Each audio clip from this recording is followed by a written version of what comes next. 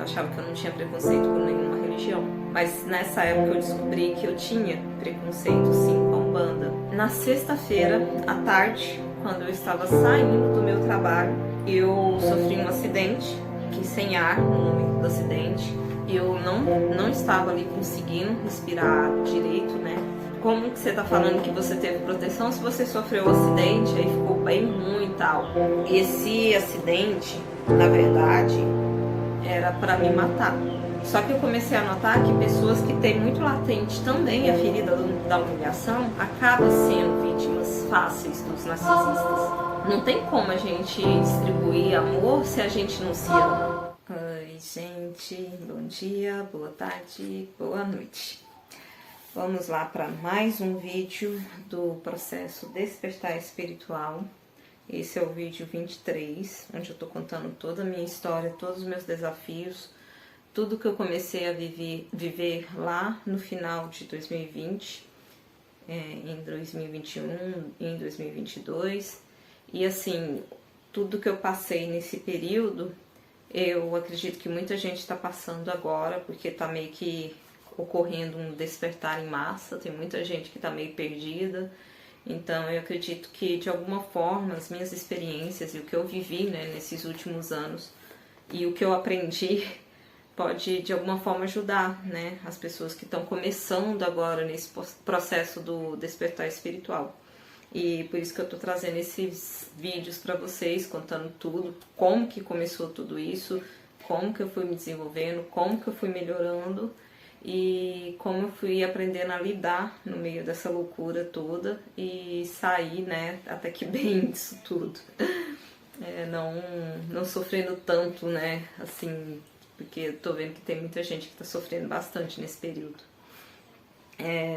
Eu vou dar continuidade. Tem uma playlist já no canal com todos os outros vídeos dessa série, né? Desde o primeiro, enfim, explicando tudo, todas as mudanças que ocorreram, mudanças físicas, mudanças psicológicas, espirituais, emocionais. Então eu mudei no todo, tá, gente? E eu tô trazendo esses vídeos pra vocês, tanto aqui no Despertar Espiritual, como outros vídeos mais soltos que eu tô trazendo no canal, falando um pouquinho de cada coisa, feridas emocionais, enfim, eu vou explicando um pouquinho de cada coisa aqui pra vocês, tá? Então vamos lá, porque já passou 2 minutos, só na introdução. Quem viu o último vídeo, viu que estávamos na luta para conseguir um comprador para nossa casa.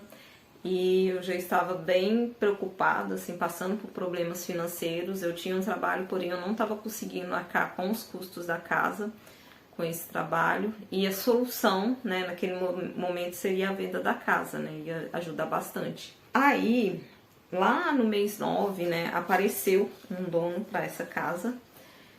Foi feito todo o processo, né, aí quando chegou no finalzinho do processo, magicamente alguma coisa aconteceu, na verdade foi um problema lá no banco, né, e novamente travou ali e não foi pra frente, sabe, a venda da casa. Foi um negócio assim, deixou a gente super, né, chateado, porque tava tudo pronto, sabe, já tudo ok pra poder chegar na fase final ali, e aí no finalzinho deu problema e novamente a gente não conseguiu fazer a venda da casa, e foi mais um balde de água fria, né? Nessa época, a gente estava no mês de setembro, né?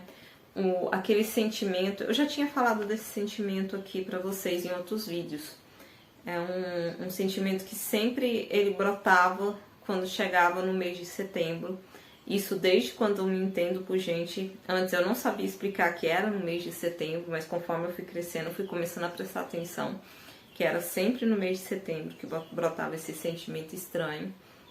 E novamente brotou esse sentimento estranho. Inclusive, uma das vezes que eu tive esse sentimento foi quando eu tive a depressão, né? Foi um pouquinho antes de começar, né? Comecei a ter os sintomas da depressão. Aí veio também esse sentimento estranho. E assim, sempre chegava no mês de setembro, todos os anos era a mesma coisa. Vinha esse sentimento esquisito. Então, novamente, veio essa sensação esquisita, uma sensação que eu não sabia explicar. Era um misto de de desânimo, ao mesmo tempo com uma sensação de que algo ia acontecer. É como se fosse, para tentar explicar para vocês, o prenúncio da morte, né? Você sabe que alguém vai morrer, você tem aquela sensação angustiante de saber que alguém vai morrer, porém, logo depois você tem uma certa sensação de alívio por saber que a pessoa não vai mais sofrer. É mais ou menos para poder tentar explicar, né? Porque é algo difícil de explicar. O que seria essa sensação para mim, né? Aí, nessa época, chegou uma mensagem pra mim. Essas mensagens, gente, é igual, eu acho que eu tinha falado aqui em outro vídeo, que às vezes as mensagens vinham quando eu estava começando a acordar e vinha frase solta na minha cabeça. Outras vezes falavam mesmo, né, tal coisa. E outras vezes vinha de alguma forma, por sincronicidades, mensagens nos lugares, algo do tipo. Essa eu não tenho certeza, mas eu acho que foi uma frase solta que brotou na minha cabeça, falando assim que eu tinha que entrar em contato com os meus guardiões. E eu fiquei sem entender, porque eu não sabia o que era guardião, né? Aí eu fui conversar com uma amiga minha, que entendia, né, de outras religiões e tal, ela entendia da Umbanda, né? E ela me falou, olha, na Umbanda, guardião são os Exus, Exu, Pombagira, enfim, aqueles que vai na linha de frente para proteger a gente. Então, provavelmente eles estavam me pedindo para poder entrar em contato, fazer firmeza para eles, enfim, trazer eles para minha vida. Aí nessa época eu vi, porque eu achava que não, né? Assim, eu achava que eu não tinha preconceito com nenhuma religião. Mas nessa época eu descobri que eu tinha preconceito sim com a Umbanda. Porque esse negócio de Exu e tal me assustava, gente. Então eu precisava pedir auxílio de seres que eu tinha medo. E eu não tinha total, assim, confiança. Então imagina como que você precisa da proteção de alguém que você tem medo, né?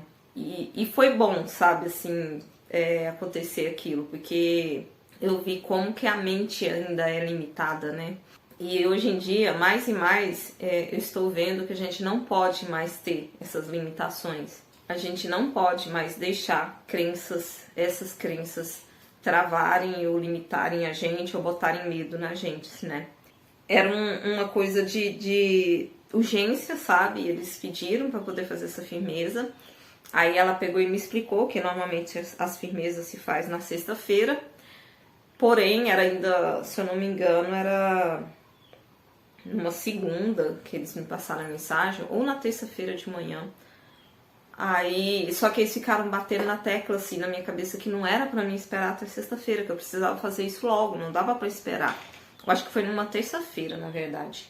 Aí eu fiz a firmeza, não, eu tô falando errado pra vocês. Foi na terça-feira que chegou a mensagem. Aí quarta-feira eu ainda não tinha feito, na verdade eu acho que eu fiz e a vela apagou, foi na hora que eu entendi que eu tinha preconceito ainda, né? Nossa, é por causa do meu medo, é por causa do meu preconceito, por isso que a vela tá apagando, né? Aí na quarta-feira não deu certo, aí na quinta-feira à noite eu fiz, né, a firmeza, que aí eu já tinha entendido as crenças, né, erradas que tava tendo em mim, de medo, de preconceito e tudo mais. E aí deu certo, a vela ficou acesa o tempo todinho até eu finalizar. E na sexta-feira, à tarde, quando eu estava saindo do meu trabalho, eu sofri um acidente de bicicleta. Quando eu estava... tem uma avenida bem movimentada perto do meu trabalho, gente. E um pouco antes de entrar nessa avenida, o pneu da frente da bicicleta escorregou num cascalho, numa areia na rua, sabe? Eu caí, por sorte, eu caí pro lado de dentro, assim, pra calçada. Eu não caí pro lado da rua, porque nesse local era exatamente numa curva que vinha dessa rua bem movimentada, tipo, o carro entrava ali às vezes bem rápido, né? Então eu não caí pra rua, e no horário de pico, que é o horário que mais tem carro, né? Eu caí pra dentro da calçada. Mas machuquei muito, sabe, assim, eu machuquei muito a costela, a região do abdômen, eu fiquei sem ar no momento do acidente, eu não estava ali conseguindo respirar direito, né, nossa, foi assim, nem sei como que eu consegui ainda pegar minha bicicleta e voltar pra casa, mas eu fui, né, E ainda antes de continuar na parte do acidente, só explicar para vocês por que é que eles pediram essa permissão para poder me ajudar, né, me proteger ali. A espiritualidade do bem, ela não é invasiva, ela precisa que a gente libere. Eu acho que eu já até falei disso no canal aqui. A gente precisa liberar, ter essa permissão para eles. Então, como que eles iam me ajudar se eu não tivesse trazido nessa permissão? Porque ali, voltando no acidente, né, fiquei bem ruim, eu tava com muita dor, pensei até que eu tinha quebrado, né, a costela, alguma coisa assim. Não fui, né, no médico naquele dia, porque era noite, já tinha saído, era mais de 6 horas, e enfim, morando sozinha, como é que eu ia fazer, né, pra poder voltar depois à tarde pra casa. Então, assim, eu esperei, né, e aí vocês podem falar assim, mas como que você tá falando que você teve proteção se você sofreu um acidente, aí ficou bem ruim e tal?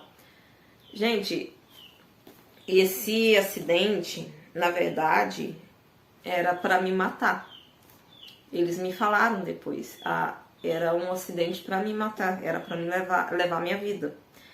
Então, novamente, né, tinham feito coisas, demandado coisas, e aí já não estavam mais só querendo atrapalhar minha vida financeira, atrapalhar outras coisas na minha vida. Estavam querendo levar minha vida mesmo. Então, assim, o acidente foi para me matar. Por isso que eles entraram na frente, por isso que eles pediram essa autorização. Por isso que tinha que ser rápido, não daria para esperar até sexta-feira, tá vendo? Porque sexta-feira foi o dia do acidente. Como que eu ia fazer a firmeza ainda na sexta-feira à noite? Porque, né, Exu a gente faz à noite, sendo que o acidente ia acontecer sexta-feira um pouco mais cedo, entendeu? Aí foi depois disso, né, que eu entendi a importância, né? Porque às vezes a gente tem preconceito daquilo que a gente não entende, né? Mas Exu, Pombagira, né, assim, os verdadeiros, né, porque tem gente que fala aí que é Exu, Pombagira, não sei o quê, mas quando usa para fazer maldade contra os outros, não é, gente, não é essas entidades, não, porque essas entidades do bem, elas estão aqui para poder ajudar a gente, e elas vão na linha de frente, elas enfrentam coisas pesadas para proteger a gente, e muitas vezes as pessoas nem sabem, né, sim, é protegido e nem sabe. Nesse caso, como era um assunto bem sério, eles precisavam da minha permissão para poder me ajudar, né? E por isso que eles conseguiram me ajudar, porque eu não reclamei, sabe? O tempo todo eu só agradeci. E depois eu entendi por que é que eu tinha que agradecer. Porque aquilo ali não era só pra me machucar, aquilo ali era pra me matar. Só que assim, teve uma parte boa desse acidente, que aí eu caí algumas outras fichas, tá vendo, gente? Como tudo a gente tem que agradecer, até o ruim, porque tudo tem um porquê, né? Nessa noite, onde, né, eu fiquei bem mal, eu nem consegui dormir de tanta dor, tá? E aí, amanheceu o dia e eu tinha que ir no dentista e tinha que trabalhar no período da tarde. Só que assim, eu não tava aguentando, gente. Eu tinha que ir, era no médico, sabe? Mas eu fiquei assim, nossa, mas coitado do dentista, ele vai ir e tal, e eu não vou estar, enfim, ele vai perder o dia de trabalho. Ou, nossa, mas o pessoal do meu trabalho vai ficar sem mim, como é que eu vou deixar eles sozinhos? Olha o que tava passando na cabeça da pessoa. E assim, antes ainda de amanhecer o dia, na verdade, antes que eu esqueça dessa parte, como eu não tava conseguindo dormir à noite, comecei a mexer no celular. E do nada brotou um post pra mim do filme da Alice no País das Maravilhas, que é um filme, o livro, enfim, o desenho é muito importante pra mim, tem um grande significado na minha vida. E era uma cena onde eu não lembro muito bem qual que era o personagem, só sei que um personagem falava pra ela, né? Alice, você não deve viver a vida como as outras pessoas esperam que você viva. Tem que ser sua escolha. Pois quando estiver lutando, você vai estar sozinha. E era isso, sabe? Ali eu achava que eu estava preocupada com o pessoal, mas na verdade eu estava preocupada com o que iam pensar de mim, de não ir no trabalho ou de não ir no dentista. E eu não estava preocupada comigo mesmo, né? Tava faltando amor próprio ali naquele momento. Então ali eu também caí a ficha de que eu estava repetindo um padrão do meu pai. E hoje eu vejo que meu pai, ele tinha a ferida da humilhação também, ele, sabe, bem latente, assim. E ele se sacrificava muito pelos outros, sabe? Tanto que ele deixou de cuidar da saúde dele, preocupado com o pai dele. E por causa disso, a situação dele se agravou, né, por sequelas daquela doença, né, que deu um baita problema em 2020 e tal. Ele acabou falecendo por causa disso, né. Meu avô também tinha pegado essa doença, porém meu avô estava bem. Ele ficava o tempo todo preocupado com meu avô e não cuidou da saúde dele. Então, assim, eu vi ali que eu estava fazendo a mesma coisa comigo. Eu estava preocupada com as outras pessoas, com outras coisas, e a minha saúde. Eu não estava conseguindo nem respirar direito, gente. Santa dor, eu não conseguia dormir nada. E eu estava pensando nos outros. Então, eu entendi ali naquele momento que era isso que eu precisava quebrar, né? E nessa época eu tava cuidando do passarinho, né? Aí eu fiquei pensando, nossa, mas eu vou no médico, como que vai fazer o passarinho e tal, o filhotinho, né? Até nisso eles falaram comigo, eles falaram, não, Aline, não preocupa com o passarinho, é só você encher bem o papinho dele e você consegue sim ir no médico e fazer todos os procedimentos que precisa fazer. Mas não fica passando dor, não fica colocando outras coisas na sua frente. E aí eu fui no médico, né? E na época eu não entendia, né? Mas hoje eu vejo que tudo isso é a ferida da humilhação, né? A ferida da humilhação, onde a gente se sacrifica, onde a gente se automutila, se automachuca para poder colocar outras pessoas bem, enfim. E eu tinha muito isso, gente. E sobre isso também, muito se fala, né, que as pessoas que têm dependência emocional, que é muito vítima do narcisista, né? Só que eu comecei a notar que pessoas que têm muito latente também a ferida da humilhação acabam sendo vítimas fáceis dos narcisistas. Principalmente aquele narcisista que não dá a entender muito na cara, sabe? Que você, muitas vezes você fica totalmente confusa. Porque tem esse narcisista, até mesmo narcisista que deixa bem na cara, as pessoas ficam confusas, imagina um que não deixa tão na cara, né?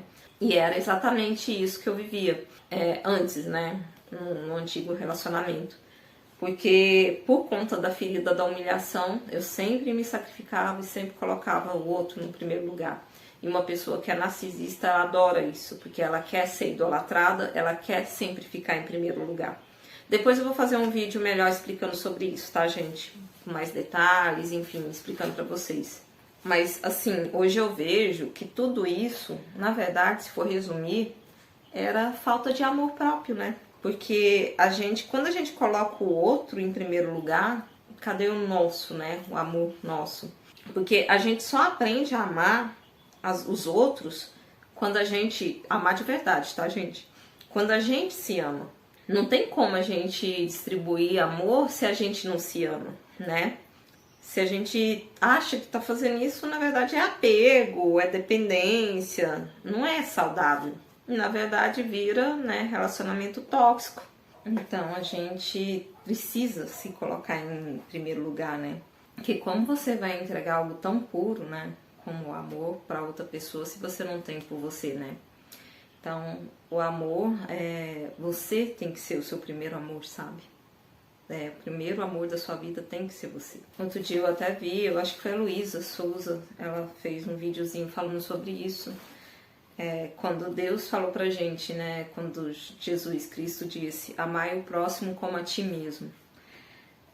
Mas como que a gente está se amando, né? Como que a gente vai amar o próximo se a gente não estiver se amando? Vocês já pararam para pensar nisso, sabe? Não tem como a gente entregar amor pro próximo se a gente não se ama, né? Como eu tinha falado antes, é um monte de coisa, apego, necessidade de aceitação, pode ser tudo, menos amor, né, gente? E assim, só mesmo para finalizar, né, essa questão do acidente, né, eu parei de bobeira, enfim, né, deixei qualquer preocupação com qualquer outra pessoa, enfim, tudo pra lá, enchi o papo do passarinho, fui sim pro médico. Não tinha quebrado nenhuma costela, porém, realmente tinha machucado bastante. A médica falou que eu ia ficar um bom tempo ainda com essa dor e realmente eu fiquei 6 meses com dor pra dormir, com dor pra respirar. E como eu fico rindo muito, acabava doendo até pra sorrir, gente. foi uma época bem complicada e nem tem como impedir, porque quando eu vejo a gente já tá rindo, né? Então foi uma loucura, mas agradeço a Deus por tudo, porque e a meus guardiões, né? Porque foi só um acidente, né? Não quebrei nada e não morri, porque o plano era me matarem, né? Aquele acidente era para levar a minha vida, mas graças aos meus guardiões, a espiritualidade que me guarda, nada aconteceu comigo. É isso, gente, eu vou encerrar por aqui esse vídeo, vamos deixar pro próximo. E é isso, continuem acompanhando, vou deixar a playlist no final e até o próximo vídeo. Tchau, tchau!